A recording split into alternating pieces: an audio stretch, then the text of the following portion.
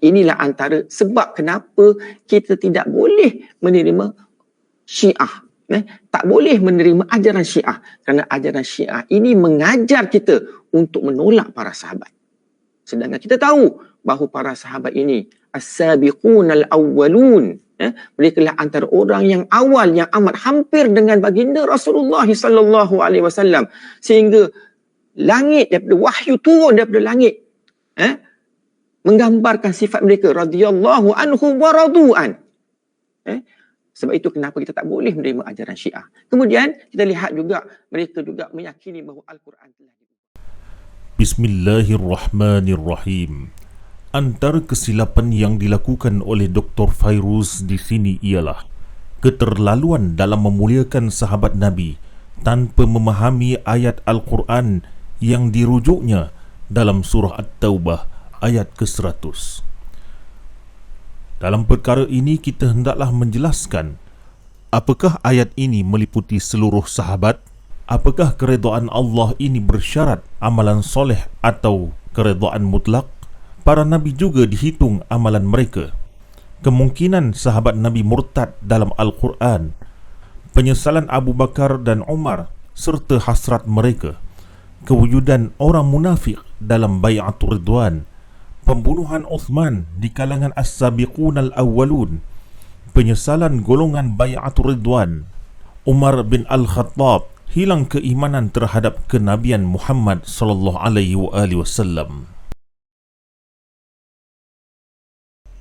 Apakah ayat ini meliputi seluruh sahabat?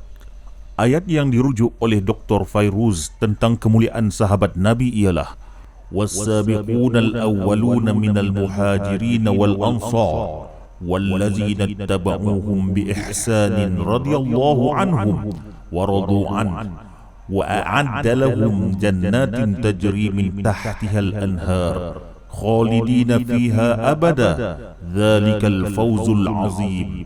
Surah At-Taubah ayat 100. Ayat yang dirujuk ini tidak meliputi seluruh sahabat Nabi kerana ia menyatakan minal muhajirin, bukan kulli muhajirin, iaitu daripada kalangan muhajirin, bukan setiap muhajirin. Tidak semua muhajirin dan ansar adalah termasuk dalam ayat ini.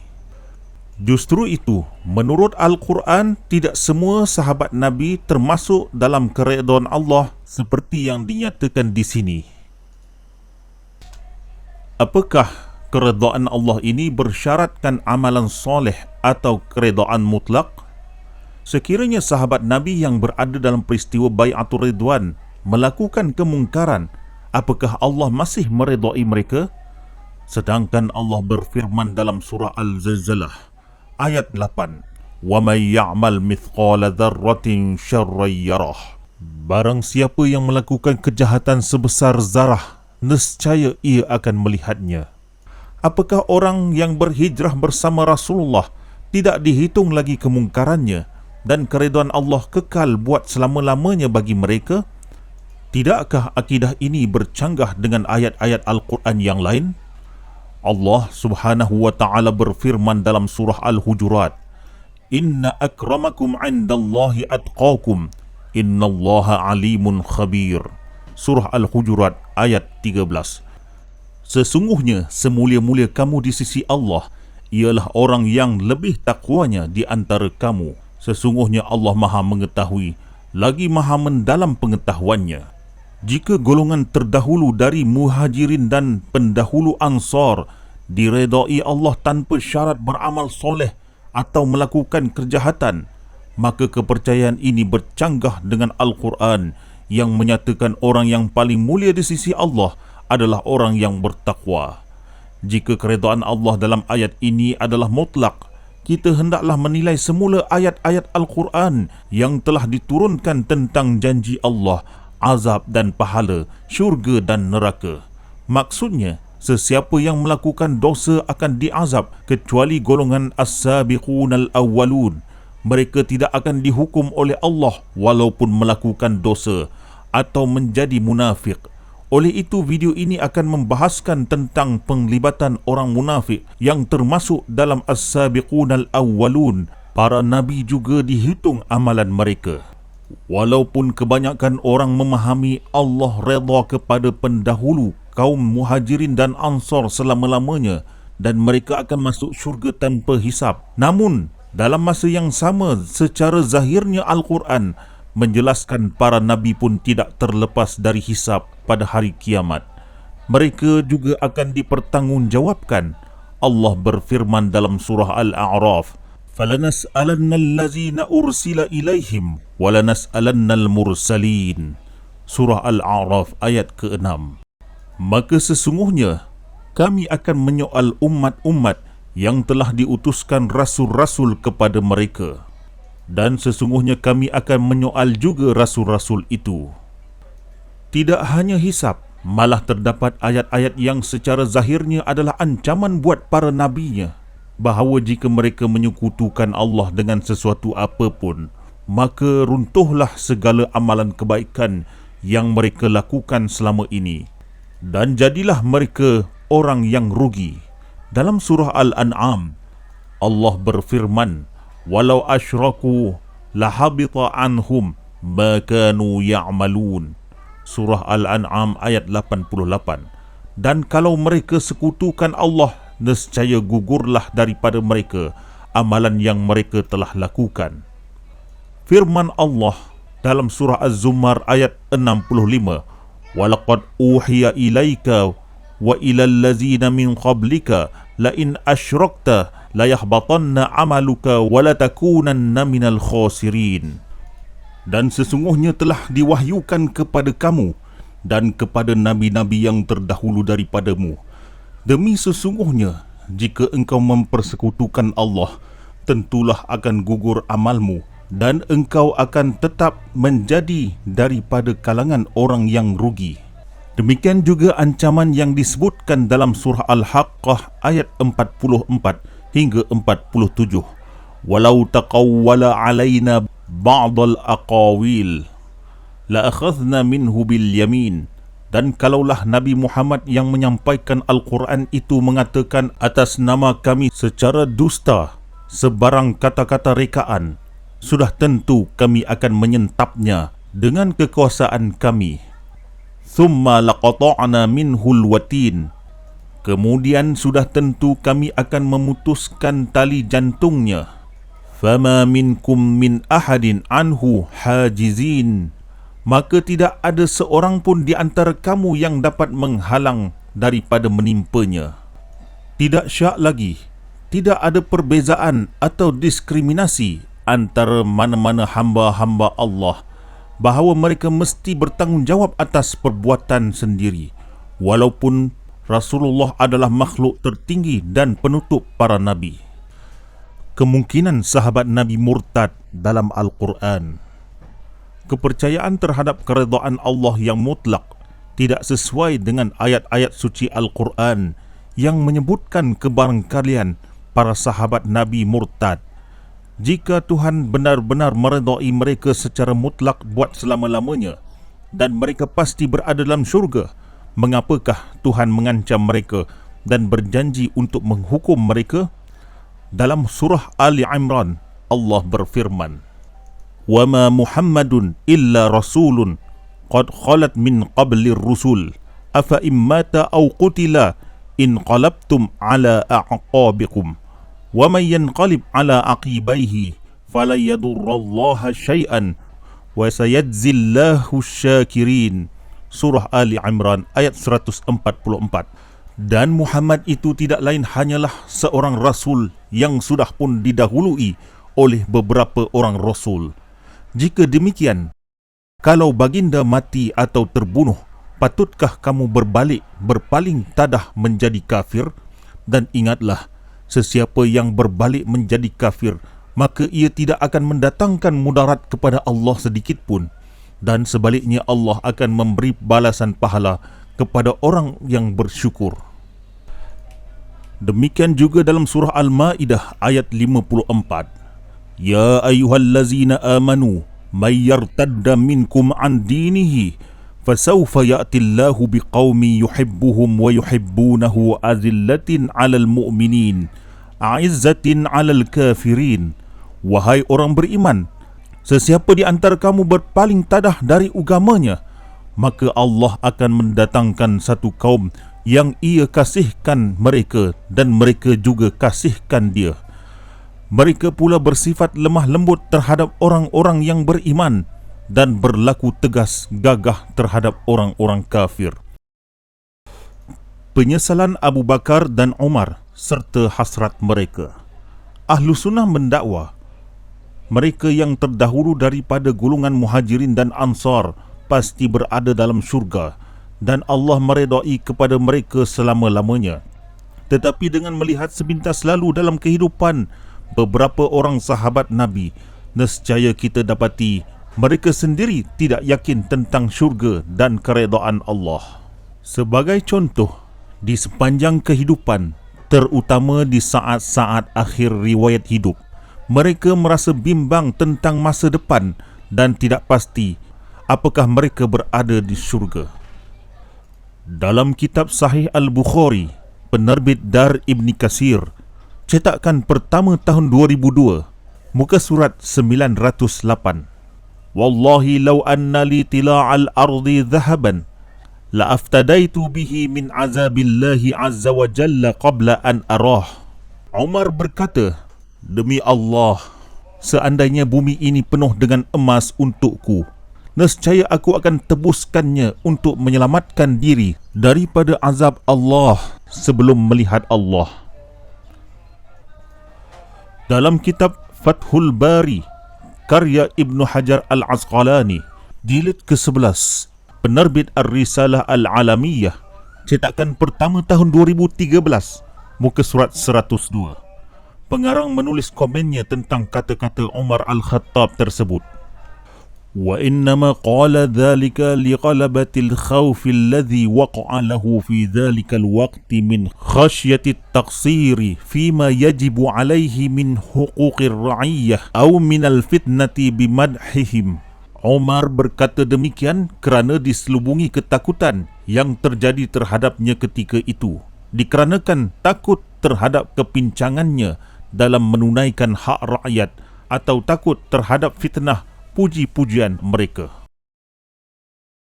Dalam kitab Jam'ul Jawami', karya Imam Jalaluddin As-Sayuti, jilid ke-16, cetakan baru tahun 2005, penerbit Al-Azhar Asy-Syarif, muka surat 30. Jalaluddin As-Sayuti menulis kata-kata Umar Al-Khattab. An Umar qala, "Law nada munadim minas sama' ya ayuhan nas innakum dakhilunal jannata kullukum ajma'un illa rajulan wahidan la khiftu an akuna ana huwa walau nada munadin ayuhan nas innakum dakhilunan nara illa rajulan wahida la rajautu an akuna ana huwa." Umar berkata, jika ada seruan dari langit berkata, wahai manusia, kamu semua akan masuk syurga kecuali seorang, aku khawatir bahawa itulah aku. Dan jika berseru suara, kamu semua masuk neraka kecuali seorang, aku berharap yang seorang itu adalah aku. Ini menunjukkan bahawa khalifah kedua itu tidak yakin bahawa dirinya akan masuk syurga, sedangkan Ali bin Abi Talib tatkala berada di ambang kematian, beliau melihat keindahan. Dalam kitab Asadul Ghabah, karya Al-Jazari, jilid pertama, penerbit Darul Kutub Al-Ilmiyah, Beirut, Lubnan, muka surat 114, pengarang menulis riwayat An Amrin Zimur qala lamma usiba Aliyun bid-darbati dakhaltu alaihi wa qad asaba ra'sah. Amr Zimar berkata, apabila Ali alaihissalam ditetak, aku pergi kepadanya dan melihat kepalanya diikat. Qala qultu ya amiral mu'minin arini darbataka. Qala fahallalha faqultu khadshun walaysa bisyai'. Aku berkata, wahai amirul mu'minin, tunjukkan kepadaku tempat di mana pedang itu ditetak. Maka balutan dibuka. Aku berkata, calar semata-mata, tidak apa-apa. Qala inni mufariqukum fabakat ummu Kulthum min wara'il hijab faqala laha uskuti falau tarayinna madza ara lama bakaiti. Beliau berkata, aku akan meninggalkan kamu. Lalu Ummu Kulthum yang berada di belakang tabir menangis. Beliau berkata, diamlah. Jika kamu melihat apa yang aku lihat, kamu tidak akan menangis. Qala faqultu, ya amiral mu'minin, madza tara? Qala hadhihi al-malaikatu wufudun wan nabiyyun wa hadha Muhammadun sallallahu alaihi wa alihi wasallam yaqul, ya Ali, abshir fama tasiru ilaihi khairum mimma anta fih.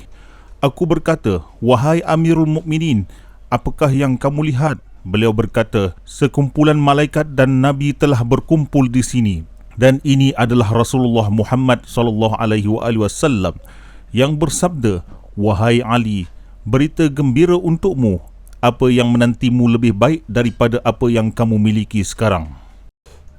Dalam kitab Rabi'ul Abrar yang dikarang oleh Al-Zamakhsyari, jilid kelima, penerbit Muassasah Al-A'lami lil Matbu'at, cetakan pertama tahun 1992, muka surat 156, diriwayatkan Asma binti Umais, ana la'inda Ali bin Abi Talib ba'da ma darabahu Ibnu Muljam iz syahaqa syahqatan thumma ughmi alaihi thumma afaqa faqala marhaban marhaba alhamdulillahillazi sadaqana wa'adahu wa awrathana al-jannah. Asma binti Umais berkata, setelah Ali alaihi salam ditetak oleh Ibnu Muljam, aku bersama Ali. Tiba-tiba beliau berteriak dan pingsan. Lalu beliau sedar dan berkata, selamat datang, selamat datang. Syukur kepada Tuhan yang membenarkan untuk kami janjinya mewariskan kami syurga. Faqila lahu ma tara? Qala hadha Rasulullah wa akhi Ja'far wa ammi Hamzah wa abwabus samai mufattahatun wal malaikatu yanziluna yusallimuna alayya wa yubashshirun wa hadhihi Fatimah qad tafa biha wa saifaha minal hur wa hadhihi manazili fil jannah limisli hadha falyamalul amilun. Kami pun bertanya, apakah yang telah kamu lihat? Beliau berkata, ini adalah Rasulullah sallallahu alaihi wasallam. Ini saudaraku Ja'far dan bapa saudaraku Hamzah. Pintu-pintu syurga dibuka dan para malaikat turun memberikan salam kepadaku, memberi khabar gembira, dan ini adalah Fatimah yang dikelilingi oleh bidadari. Ini adalah kediamanku di syurga. Demi ganjaran seperti itu, orang yang berusaha hendaklah berusaha. Kewujudan orang munafik dalam Bai'atul Ridwan. Dalam ayat ke-31 surah Al-Mudaththir, Allah berfirman, وَلْيَقُولَ الَّذِينَ فِي قُلُوبِهِمْ مَرَضٌ وَالْكَافِرُونَ مَاذَا أَرَادَ اللَّهُ بِهَا مَثَلًا. Dan supaya orang-orang munafik yang ada penyakit ragu-ragu dalam hatinya dan orang-orang kafir berkata, apakah yang dimaksudkan oleh Allah dengan menyebutkan bilangan ganjil ini? Menurut ahli tafsir, surah Al-Mudaththir dan khususnya ayat ini diturunkan di Mekah, dan makna dalam hati mereka ada penyakit sebagai watak orang munafik. Dan orang-orang munafik itulah yang berhijrah ke Madinah bersama orang-orang mukminin yang lain bersama Rasulullah dan menjadi sebahagian daripada orang yang terdahulu. Maka bagaimanakah boleh diterima bahawa Allah sentiasa berkenan meredai semua orang yang berhijrah bersama Nabi, walaupun mereka ada sebahagian daripada orang berpenyakit dalam hati mereka? Contoh orang yang dikenal sebagai munafik dalam Bai'atul Ridwan ialah Tha'labah.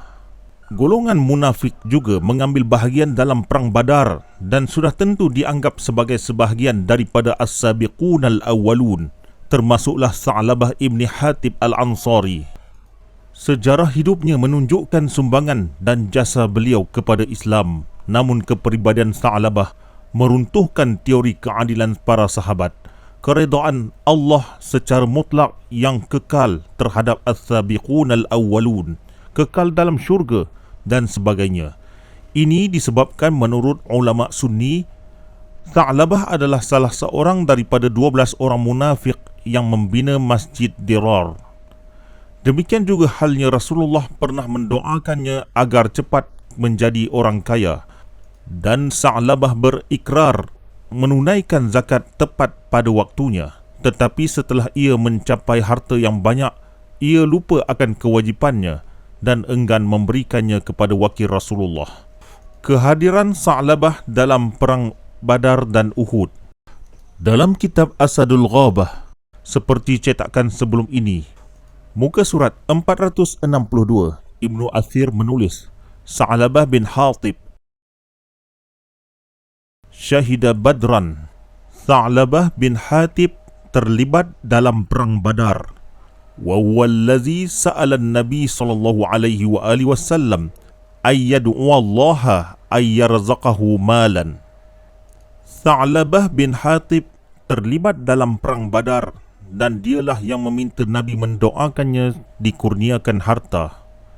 Justru itu, tidak syak lagi, Sa'labah ini terlibat dalam perang Badar dan termasuk dalam golongan as-sabiqun al-awwalun. Penglibatan Sa'labah dalam pembangunan masjid orang munafik. Di dalam Al-Quran, Allah mencela dengan keras orang-orang munafik yang membina masjid Dirar dengan tujuan menyerang Islam dan menguatkan bahagian hadapan kekufuran. Allah berfirman, "Wallazina ittakhadhu masjidan diraran wa kufra wa tafriqan bainal mu'minin wa irsadan liman haraballaha wa rasulahu min qabl wa la yahlifunna in aradna illa al-husna wallahu yashhadu innahum lakazibun." Dan di antara orang munafik juga ialah orang-orang yang membina masjid dengan tujuan membahayakan keselamatan orang-orang Islam dan menguatkan keingkaran mereka sendiri serta memecah belahkan perpaduan orang-orang beriman, dan juga untuk dijadikan tempat pengintipan bagi orang yang telah memerangi Allah dan Rasulnya sebelum itu. Dan mereka akan bersumpah dengan berkata, "Tidaklah yang kami kehendaki dengan mendirikan masjid ini, melainkan untuk kebaikan semata-mata, padahal Allah menyaksikan bahawa sesungguhnya mereka adalah berdusta." Ramai ahli sejarah dan tafsir Sunni telah meletakkan nama Sa'labah ibn Hatib dalam senarai orang yang memainkan peranan dalam pembangunan Masjid Dirar. Dalam kitab Tarikh At-Tabari, karangan Muhammad bin Jarir At-Tabari, jilid ketiga, Nerbit Darul Ma'arif, Mesir, muka surat 110, pengarang menulis, "Wa kana alladhina banawhu 12 rajulan." Maksudnya, orang yang membangunkan masjid itu ada 12 orang laki-laki. Dalam muka surat berikutnya, Imam At-Tabari menyenaraikan nama-nama orang munafik itu, termasuklah Sa'labah bin Hatib daripada kalangan Bani Ubaid. Hakikatnya Sa'labah adalah salah seorang daripada kalangan As-Sabiqun Al-Awwalun. Pembunuh Uthman di kalangan As-Sabiqun Al-Awwalun. Menurut kepercayaan Muslim Sunni, orang yang mengambil bahagian dalam pembunuhan Uthman adalah kafir, zalim, fasik dan penghuni api neraka. Di dalam kitab Al-Fasl fil Milal wal Ahwa'i wan Nihal, jilid keempat, penerbit Maktabah As-Salam Al-Alamiyah, muka surat 123, pengarangnya Ibnu Hazm menulis, "Faqataluhu wala khabar min zalika 'inda ahad, la'anallahu man qatalahu warradina biqatlih fama radiya ahadun minhum qat biqatlih." Mereka membunuh Uthman, tidak ada yang memuji perbuatan ini. Semoga Allah melaknat orang yang membunuh Uthman dan orang yang redha dengan pembunuhannya. Dalam muka surat 125, Ibnu Hazm menulis, "Balhum fussaq muharabun safikuna daman haraman amdan bila ta'wil ala sabiliz zulm wal udwan fahum fussaqun mal'unun." Mereka menumpahkan darah haram itu dengan sengaja dan zalim. Mereka ini adalah orang-orang fasik yang terlaknat. Antara tokoh yang menjadi fokus perbahasan di sini ialah Abdurrahman bin Udais yang membawa askar Mesir untuk melancarkan operasi pembunuhan Osman. Di dalam kitab Al-Isti'ab, jilid kedua, muka surat 840, Ibni Abdul Bar menulis, Abdurrahman bin Udais al-Balawi Misri syahid al-Hudaybiyah. Abdurrahman bin Udais al-Balawi, warga Mesir yang menjadi saksi perjanjian Hudaibiyah. Kana Abdurrahman bin Udais al-Balawi mimman baya'a tahta syajarah Rasulullah sallallahu alaihi wasallam. Abdurrahman bin Udais al-Balawi adalah orang yang berbaiat kepada Rasulullah sallallahu alaihi wasallam di bawah pohon. Qala Abu Umar, huwa kana al-amir ala al-jaysh al-qadimin min Misr ila al-Madinah allazi hasaru al-Uthman wa qataluhu. Abu Umar berkata, dia adalah panglima angkatan perang berangkat dari Mesir ke Madinah lantas mengepung Uthman dan membunuhnya. Dalam kitab Asadul Ghabah seperti cetakan sebelum ini, jilid ketiga, muka surat 469, Ibnu Athir menulis Abdurrahman bin Udais lahu suhbah wa syahida bai'at ar-ridwan wa bai'a fiha wa kana amiral jaysh al-qadimin min Misr li hasri Uthman bin Affan radhiyallahu anhu lamma qataluh. Abdurrahman bin Udais merupakan seorang sahabat Nabi menyaksikan bai'atul ridwan dan memberikan bai'at. Beliau adalah panglima perang yang berangkat dari Mesir untuk mengepung Uthman bin Affan dan membunuhnya. Ada lagi beberapa orang sahabat Nabi yang tergolong sebagai as-sabiqun al-awwalun terlibat dalam pembunuhan Uthman seperti Talhah. Apakah Allah reda terhadap mereka ini? Penyesalan golongan Bai'atul Ridwan. Dalam kitab Sahih Al-Bukhari seperti cetakan sebelum ini, muka surat 1025, diriwayatkan Anil Ala bin Musayyab an abihi qal laqitul Bara bin Azib radhiyallahu anhuma faqultu tuba laka sahibtan nabi sallallahu alaihi wa alihi wasallam wa bay'atahu tahta asy-syajarah faqala ya ibna akhi anta la tadri ma ahdathna ba'dah. Ala ibni Musayyab meriwayatkan daripada bapanya bahawa beliau berkata, aku bertemu dengan Bara bin Azib dan berkata kepadanya, berbahagialah kamu apabila kamu menemani Nabi dan berbai'ah kepada baginda di bawah pohon. Beliau berkata, wahai anak saudaraku, kamu tidak tahu bid'ah apa yang kami tinggalkan selepas Nabi. Bara ibni Azib merupakan salah seorang sahabat besar dan salah seorang yang hadir dalam Bai'atul Ridwan, bersaksi bahawa dirinya dan orang lain yang hadir dalam peristiwa ini telah melakukan banyak bid'ah setelah kewafatan Nabi, iaitu bukti yang terbaik bahawa keredaan Allah terhadap orang yang berbaiat dalam perjanjian Hudaibiyah tidaklah kekal selama-lamanya. Umar Al-Khattab hilang keimanan terhadap kenabian Muhammad sallallahu alaihi wasallam. Firman Allah dalam surah Al-Fath ayat ke-18, laqad radiyallahu 'anil mu'minin iz yubayyi'unaka tahta asy-syajarah fa'alima ma fi qulubihim fa'anzala as-sakinata 'alaihim wa athabahum fathan qariba. Demi sesungguhnya Allah redha akan orang-orang yang beriman ketika mereka memberikan pengakuan taat setia kepadamu wahai Muhammad di bawah naungan pohon yang termaklum di Hudaibiyah. Maka dengan itu ternyata apa yang sedia diketahuinya tentang kebenaran iman dan taat setia yang ada dalam hati mereka. Lalu ia turunkan semangat tenang tenteram kepada mereka dan membalas mereka dengan kemenangan yang dekat masa datangnya. Tidak dinafikan bahawa Allah telah menyatakan keredaan terhadap orang-orang yang membaiat di Hudaibiyah dan khalifah kedua turut hadir dalam bai'ah ini. Tetapi Umar Al-Khattab kehilangan iman dan kepercayaan terhadap kenabian dalam peristiwa tersebut.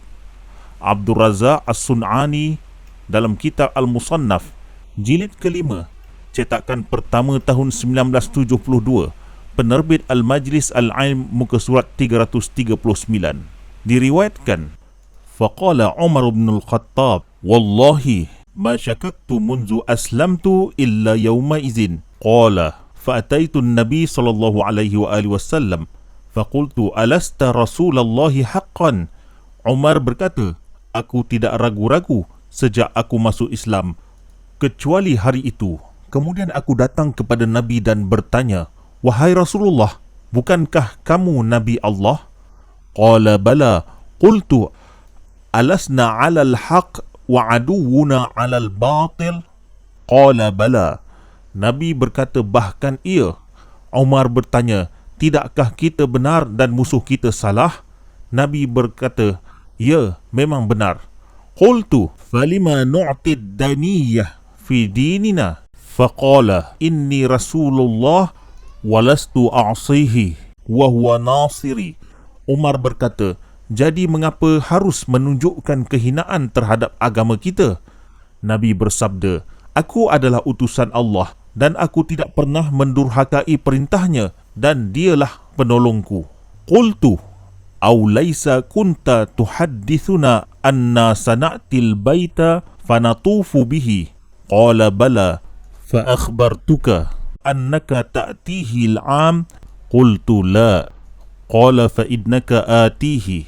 Umar bertanya, bukankah kamu telah mengatakan bahawa kita akan memasuki Kaabah dan kita akan melakukan tawaf? Nabi bersabda, adakah aku berkata kita akan melakukan tahun ini? Umar berkata, tidak. Nabi bersabda, kamu akan memasuki Mekah dan melakukan tawaf. Ayat Al-Quran dalam surah Al-Fath ini menyatakan keredaan Allah terhadap orang-orang beriman. Namun, Umar kehilangan iman terhadap kenabian Nabi Muhammad SAW. Justru itu, Umar Al-Khattab tidak termasuk dalam keredaan Allah berasaskan ayat tersebut. Beberapa riwayat menunjukkan bahawa Umar terpaksa membayar kafarah demi menebus kembali kehilangan imannya itu. Dalam kitab Musnad Ahmad bin Hanbal, jilid ke-31, penerbit Muassasah Ar-Risalah, cetakan pertama tahun 1999, muka surat 217, diriwayatkan, thumma qala Umar, ma ziltu asumu wa atasaddaqu wa usalli wa atiq minallazi sana'tu makhafata kalami allazi takallamtu bihi yawma izin hatta rajautu ayyakuna khairan. Kemudian Umar berkata, kerana takut akan apa yang aku katakan pada hari itu, maka aku pun berpuasa, bersedekah dan berdoa serta memerdekakan hamba yang aku harap akan menjadi kebaikan. Kesimpulannya, keredaan Allah terhadap para sahabat Nabi tertakluk kepada tempoh ketika peristiwa penurunan ayat terjadi semata-mata. Dan ia bukanlah untuk selama-lamanya. Ia juga tertakluk dengan syarat-syarat selagi sahabat Nabi masih menjaga iman dan beramal soleh. Menurut Al-Quran, keredaan Allah itu pun tidak meliputi seluruh sahabat Nabi.